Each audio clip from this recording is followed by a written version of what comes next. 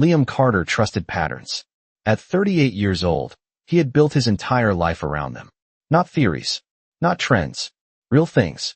Steel, torque, timing, pressure. In his world, if something was broken, you took it apart, figured out what failed, and fixed it. Simple. That's how he restored classic cars in his garage just outside Austin, Texas. And for 12 years, that's how he believed marriage worked too. Every morning in the Carter household followed the same rhythm. 6 in the morning, Liam was already up, coffee brewing in the quiet house. By 6:30, the kids came downstairs. Emma, 11, already alert, always thinking ahead. Ethan, 9, still half asleep, dragging his feet across the hardwood floor. By 7, breakfast was on the table. Scrambled eggs for Emma. Pancakes for Ethan whenever he could negotiate it. It wasn't flashy. It wasn't glamorous. But it was stable. And Liam had built that stability with his own hands. There was a time when Chloe loved that. Back when things were real. She used to sit in his garage while he worked, watching him rebuild engines piece by piece, asking questions, smiling at the grease on his hands like it meant something. "I like that you fix things," she once told him. Liam remembered that. Because somewhere along the way she stopped. It didn't happen overnight. It started small. New friends. Networking, Chloe called it. People from what she described as higher circles. Crypto investors. Tech founders. Influencers who talked about money like it appeared out of thin air. Then came the language. Words Liam had never heard before started showing up in everyday conversations. Scarcity mindset. High-value connections. Luxury positioning. It all sounded impressive, but none of it felt real. Liam didn't argue. He listened. Because Liam always listened before he made any decision. Then came the spending. The first time, it was a $900 handbag. Unnecessary, but not enough to cause a fight. Then it became $2,300 for a members-only dinner. Then nearly $5,000 for an investment seminar in Dallas. Liam didn't panic. He asked simple questions. Is this helping us long-term? Chloe would smile, tight and dismissive, like he was missing something obvious. You wouldn't understand. This is how people move up. But what really changed wasn't the money. It was her absence. She started coming home later. 10 at night became midnight. Midnight became 2 in the morning. And every time she walked through the door, she smelled the same. Not alcohol. Not perfume. Hotel soap. Clean. Expensive. And not from their house. One night, Liam asked, calm as always, "Where were you?" Chloe didn't even look up from her phone. Networking event. Until 2 in the morning? She let out a long breath, like he was the problem. God, Liam, you're so stuck in your small world. This is how deals happen. Deals. Liam paid attention to that word. Because nothing in their bank account suggested anything was actually coming back. The gaslighting got sharper over time. You're insecure. You're threatened by my growth. You should be supporting me, not questioning me. Liam stopped arguing. Not because he agreed, but because he was watching. And patterns were forming. About 3 months into the shift, he noticed something else. Chloe was never fully present anymore. Even when she was home. Always texting. Always smiling at her phone. Not at him. Not at the kids. At something else. Someone else. Still, he didn't accuse. Didn't confront. Didn't assume. Because Liam Carter didn't act without proof. The proof came on a Tuesday night. Quiet. Ordinary. The kind of night that doesn't warn you it's about to change everything. Ethan sat at the kitchen table, frustrated, staring at his iPad. Dad, it's locked again. Liam wiped his hands on a rag.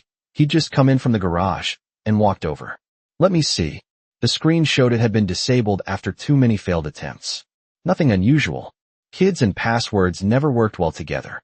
No problem, Liam said. We'll fix it. He plugged the iPad into the charger and logged into the family Apple ID. They had shared it for years. Photos, apps, backups, everything synced across devices. Simple. Convenient. Normal. The screen flickered, then refreshed, then synced. At first, Liam wasn't paying attention. He was navigating settings, preparing to reset access. Then a notification appeared. Messages synced from Chloe's device. He paused. Not suspicious. Just noticing. Then another notification popped up. A contact name. Tristan Wolfe. Liam didn't recognize it. But something about it felt off. Then the message preview appeared. Same place as last time. Don't use your card. Liam's hand stopped. Not shaking. Not reacting. Just completely still. He tapped the message. And everything unfolded. Thread after thread. Weeks of conversations. Maybe months. Miss you. Already. Last night was perfect. He has no idea. A photo. 2 wine glasses on a balcony overlooking downtown Austin. Timestamp, just before 2 in the morning. Another message appeared. Your husband still clueless? 3 dots showed typing. Then Chloe's reply came through. Completely. He's too busy playing with engines. Liam didn't blink. Didn't react. Didn't even shift his posture. He just kept scrolling. Hotel receipts. Digital confirmations. Luxury suites. $1,200. $1,480. Over $2,000. Dates aligned perfectly. Every late night. Every networking event. Every time she came home smelling like somewhere else. It wasn't random. It wasn't emotional. It was structured. Planned. Repeated. A second life. Liam slowly set the iPad down on the kitchen table. The house was completely quiet. The refrigerator hummed softly in the background. His kids were upstairs, asleep, unaware that anything had just changed.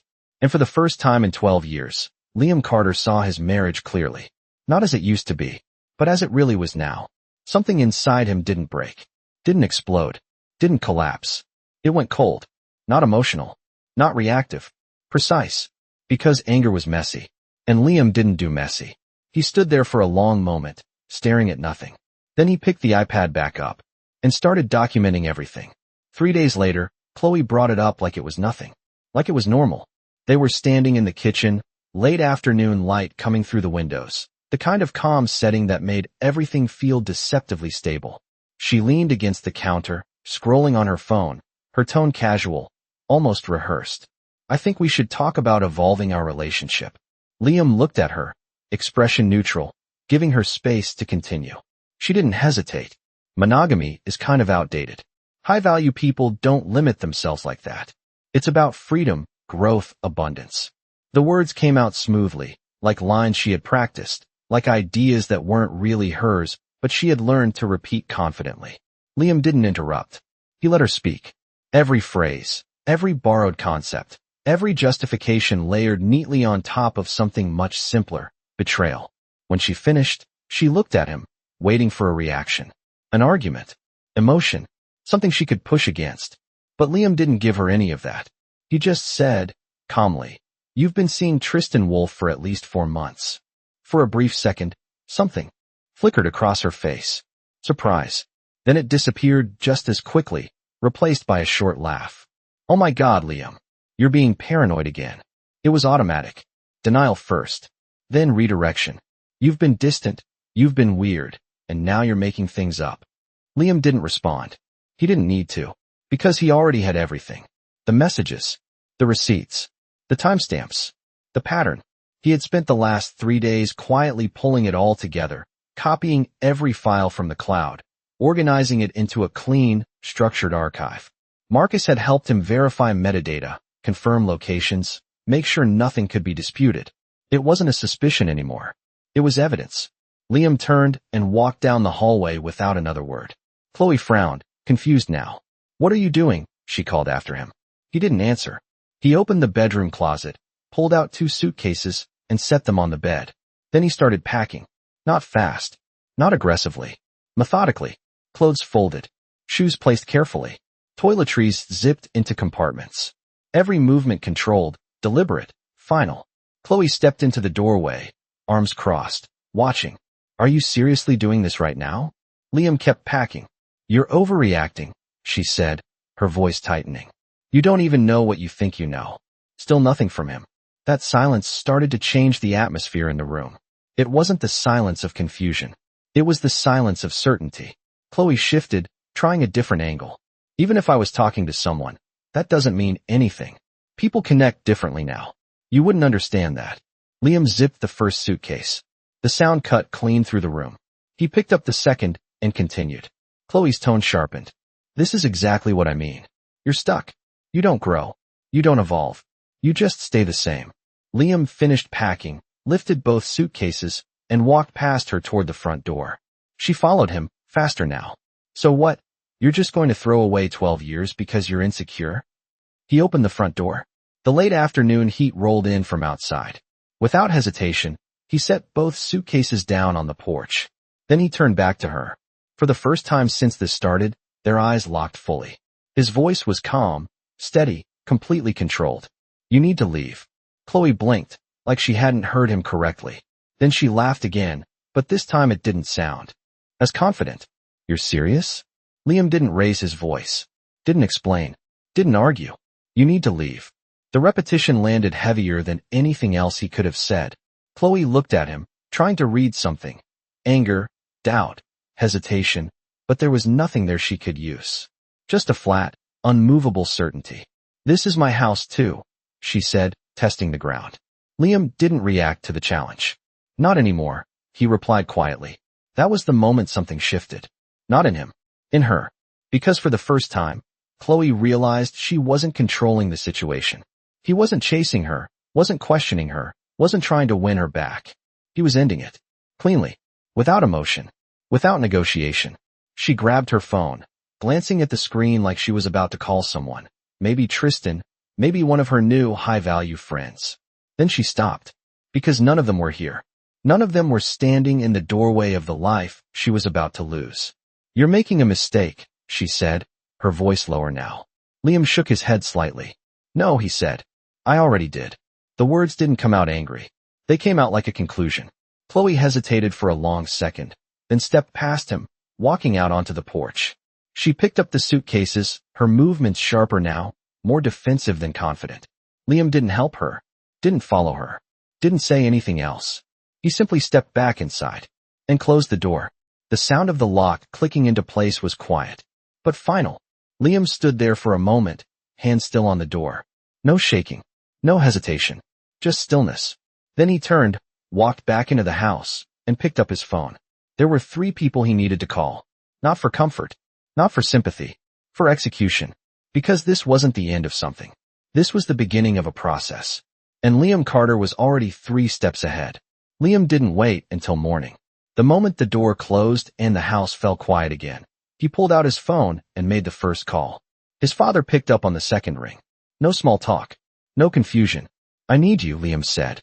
A pause on the other end, then a simple answer. I'm on my way. The second call was Marcus.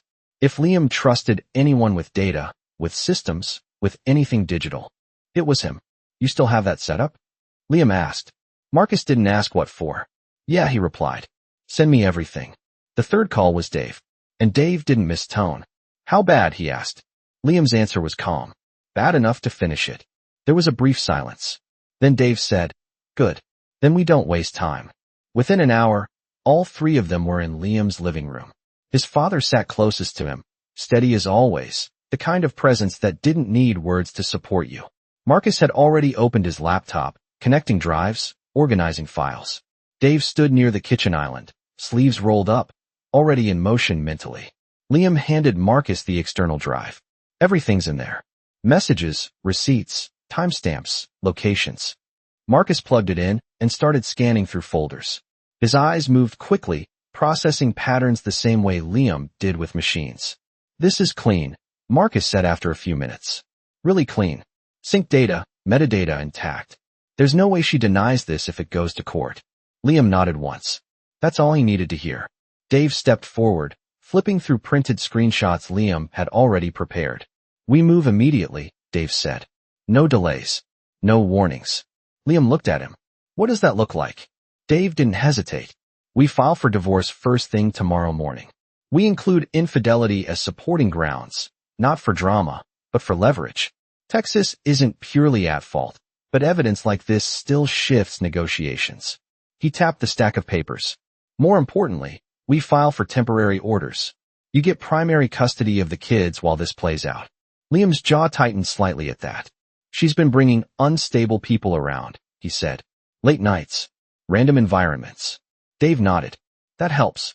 We position it as instability and exposure risk. Judges care about consistency for kids. Marcus looked up from the laptop. There's more, he added. He turned the screen toward them. The guy, Tristan Wolfe. I did a quick poll. His online footprint is flashy. Lots of promises. High returns. Limited access funds. Dave gave a small, humorless smile. Translation? Marcus shrugged. Could be legit. Could be smoke. Liam didn't say anything. But he noted it. Because patterns didn't lie. And nothing about this situation felt real. Dave continued laying it out. Next step, we secure finances. Any joint accounts get monitored. You don't drain anything. That looks bad, but we make sure nothing disappears. Liam nodded. Already froze large transfers. Alerts are set. Dave gave him a look of approval. Good. That's exactly how this is done. There was no chaos in the room. No shouting. No panic. Just a clean, controlled shift into action. Because this wasn't about reacting. It was about finishing something properly. By the time they left that night, everything was already in motion. Papers drafted. Evidence organized. Strategy clear. And Chloe had no idea. She wasn't in Austin. She wasn't thinking about consequences. She was in Miami, under bright lights and ocean views, surrounded by people who talked fast and lived louder than reality could support. Her social media lit up with photos. Rooftop bars. Champagne glasses. City skyline behind her. Caption, leveling up. Liam saw it once, then closed the app, because none of that mattered anymore. Back in Texas, the legal system moved quietly. The next morning, Dave filed everything. Divorce petition. Temporary custody request. Financial notices. Clean. Aggressive. Precise. Chloe was officially served while she was still in Miami. A process server walked up to her in the lobby of a high-end hotel, handed her the envelope, and walked away. For a moment, she didn't understand what she was holding. Then she opened it, and everything shifted. Her first instinct was disbelief. Her second was anger. Her third was dismissal. She called Liam immediately. It went straight to voicemail. She called again. Same result. Then she texted, "Are you serious right now?" No response. "You think this is going to scare me?" Nothing. "You're overplaying your hand." Silence. Because Liam had already made his decision. No contact. No engagement. No emotional entry points. Back in Austin, life didn't stop. Liam still woke up at 6. Still made breakfast. Still took the kids to school.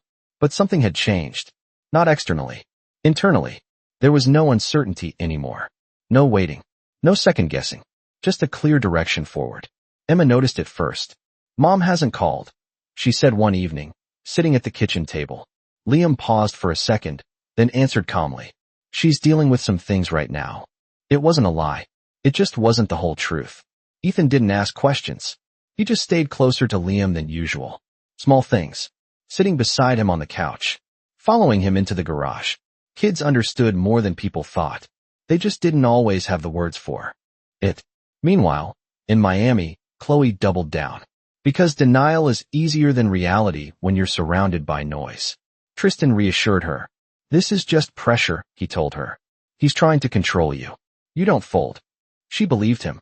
Because his world looked bigger, louder, more exciting than the one she had just walked away from. She ignored the documents. Ignored the deadlines. Ignored the fact that legal processes didn't disappear just because you refused to look at them. Back in Austin, Dave didn't slow down. "She hasn't responded," he told Liam. "That works in our favor." "Keep going," Liam said. And they did. Motions progressed. Timelines advanced. Everything moved forward whether Chloe participated or not. Because that's how the system worked. It didn't wait for you to catch up. And Liam Carter understood something Chloe didn't. By the time she realized what was happening, it would already be too late. By the time Chloe finally came back to Austin, the city felt different to her, even though nothing had changed. The same streets, the same neighborhoods, the same house sitting exactly where she left it. But something underneath it all had shifted, and she could feel it the moment her car pulled into the driveway. The front yard was clean. The lights were on. Everything looked normal, and that unsettled her more than anything. She stepped out, sunglasses still on, phone in hand, moving with the same confidence she had carried through Miami. But when she walked up to the front door and tried the handle, it didn't open. Locked. She frowned, then knocked. No answer. She knocked again, louder this time. After a few seconds, the door opened. Liam stood there, calm, steady, exactly as he had been the day she left. No anger. No tension. Just distance. "We need to talk," Chloe said immediately, pushing past him into the house like she still belonged there. Liam didn't stop her. He simply closed the door behind her and walked back toward the kitchen. She dropped her bag on the counter, looking around as if checking whether anything had changed. It hadn't, and that made it worse. "So this is what we're doing now?" she said, turning to face him. "You serve me papers while I'm out of town?" Liam didn't react to the accusation. You were served legally, he said. That's how the process works. Chloe let out a short laugh. Process? You really think this is going to go the way you planned? Liam didn't answer right away. Instead, he glanced toward the hallway, making sure the kids weren't nearby. Then he looked back at her. You've been gone for days, he said. We're not doing this in front of them. That irritated her more than anything else. Because it wasn't emotional. It was controlled. You're acting like I did something unforgivable, she snapped. People grow, Liam. People change. You're the one stuck. Liam held her gaze, completely unmoved. You're right, he said quietly. People change. That wasn't the response she expected. She crossed her arms, shifting tone again. Look, I'm willing to be reasonable, she said. We don't have to drag this out. We can just settle it quickly. Liam nodded once. That's exactly what I want. That caught her off guard. Good, she said, relaxing slightly. Then let's be smart about it. She pulled out her phone, already thinking ahead. Because in her mind, this wasn't about ending something.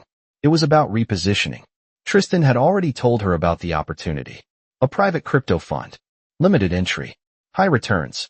But she needed liquidity. Fast. I don't want to fight over the house, she said. Or the schedule. We can figure something simple out. Liam walked to the table and placed a folder down in front of her. Clean. Organized. Prepared. This is a proposed agreement, he said. You can review it with your attorney. Chloe didn't sit. She didn't open it carefully. She just flipped it open, scanning quickly, barely reading the details. Legal language blurred together. Custody terms. Asset division. Structured, precise, final. Then her eyes landed on the number. $70,000. One-time payment. No long-term claims. She smiled. Not because she understood what she was giving up, but because she thought she was winning. That's it, she said, looking up at him. You're giving me 70 grand and keeping everything else. Liam didn't correct her. Didn't explain. It's a clean break, he said. No ongoing ties. Chloe let out a small laugh, shaking her head. Wow. I didn't think you'd fold this fast. In her mind, this confirmed everything she believed. That Liam was predictable. That he didn't understand leverage. That he was out of his depth. Fine, she said. I don't need anything else. She didn't ask questions. Didn't slow down. Didn't consider. Why it felt so easy. Because she wasn't thinking long-term. She was thinking about Tristan. About Miami. About the next move. Where do I sign? She asked. Liam slid a pen across the table. No hesitation. No expression. Just execution. Chloe signed quickly. Page after page. Initials were required. Signature at the bottom. She didn't read the clauses about custody. Didn't process the language about property rights. Didn't notice the finality built into every line. She signed like it was a formality. Like it didn't matter. When she finished, she pushed the folder back toward him. There, she said. Now we're done. Liam closed the folder, placed his hand on top of it for a brief second, then picked it up. Yes, he said calmly. We are. Chloe grabbed her bag, already mentally moving on. You'll transfer the money? She asked. Within the agreed timeline, Liam replied. She nodded, satisfied. Good. She turned toward the door, pausing only for a second. You're going to regret this, she said, without looking back. Liam didn't answer. Because there was nothing left to say, the door closed behind her. And this time, it wasn't just a moment. It was permanent.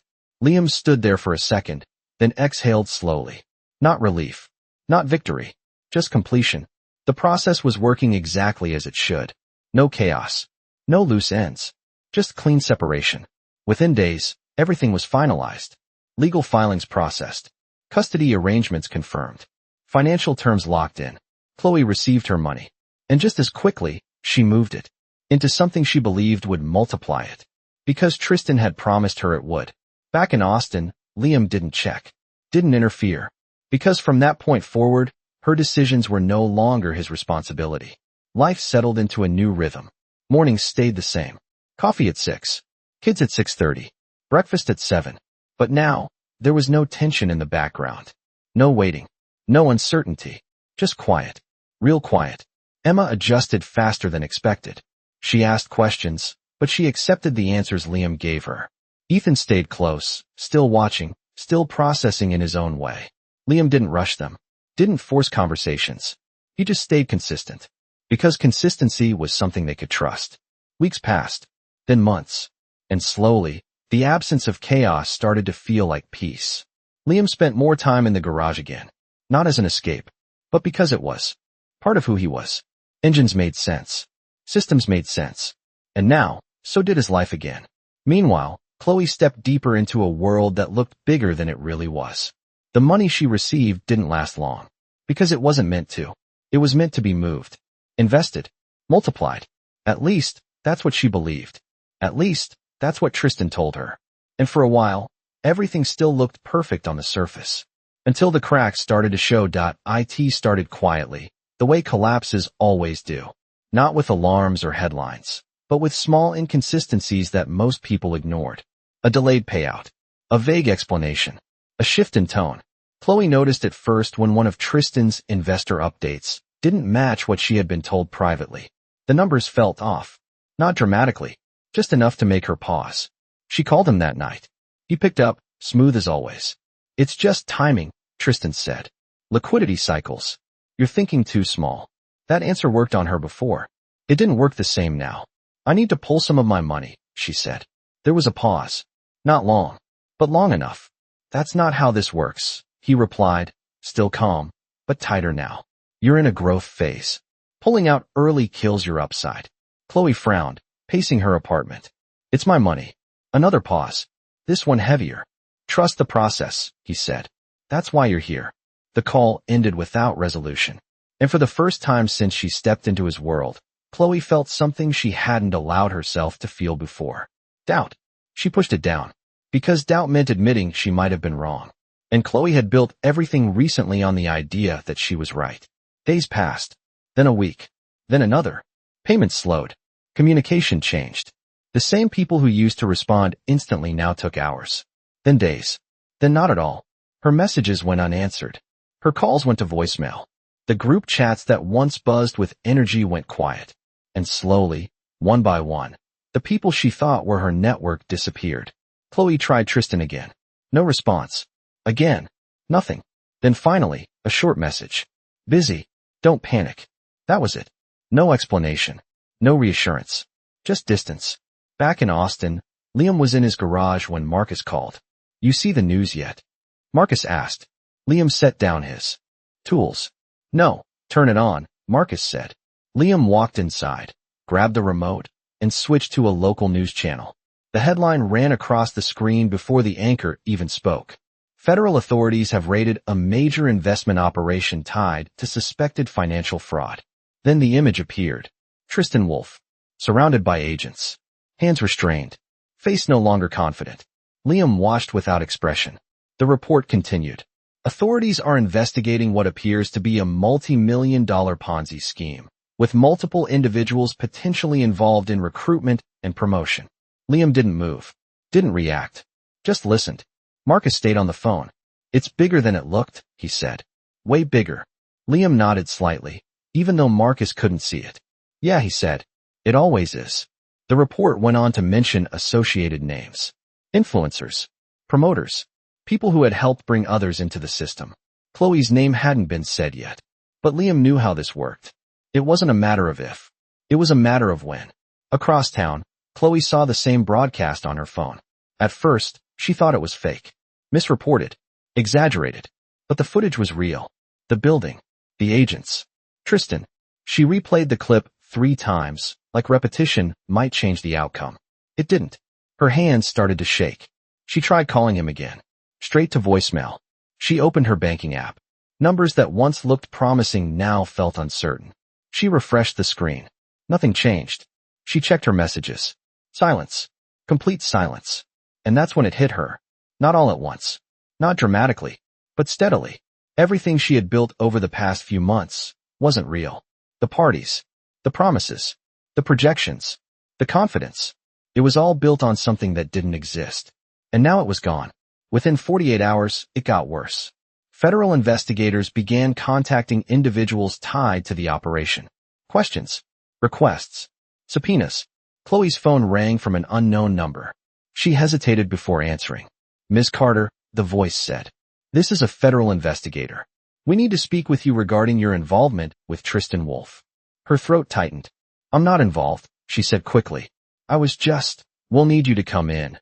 the voice interrupted calmly. This is not optional. The call ended shortly after.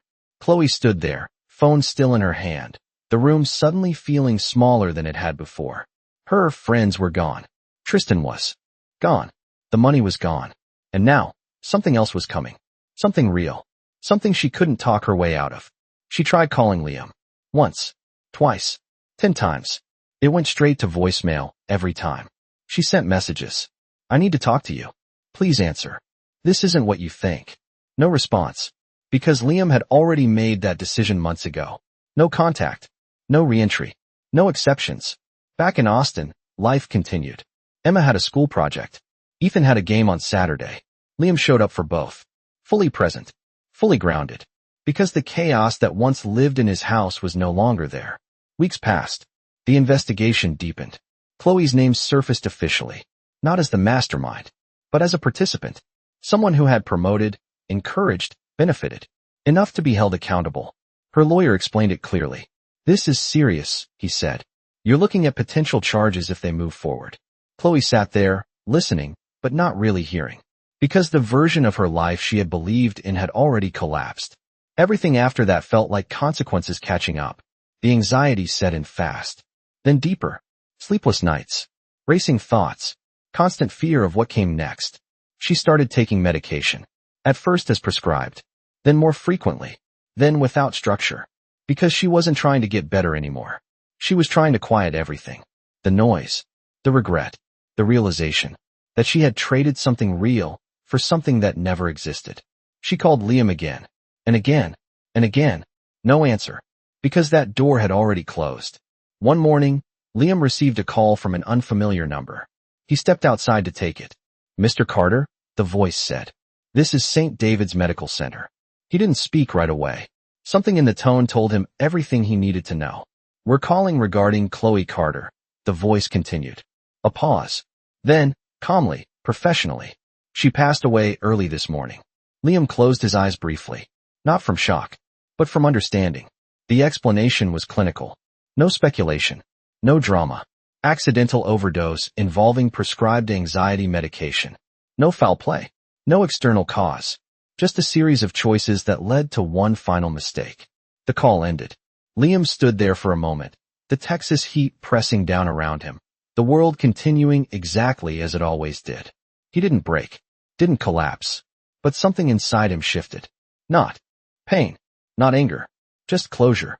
The funeral was small, quiet. A few people, not the crowd Chloe once imagined would surround her. Liam stood in the back, hands in his pockets, watching. Not the woman she became, but the one she used to be. The one who sat in his garage. The one who believed in real things.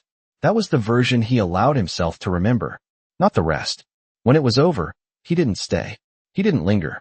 He walked back to his truck, drove home, and stepped into the life he had rebuilt. Emma was at the table doing homework. Ethan looked up from the couch. You're back, he said. Liam nodded. Yeah, he replied. He moved through the house, steady as always. The same routines, the same structure, the same quiet stability. And later that night, he went back into the garage, picked up his tools, and continued working on the car in front of him. Because some things could be rebuilt, and some things were meant to end exactly the way they did.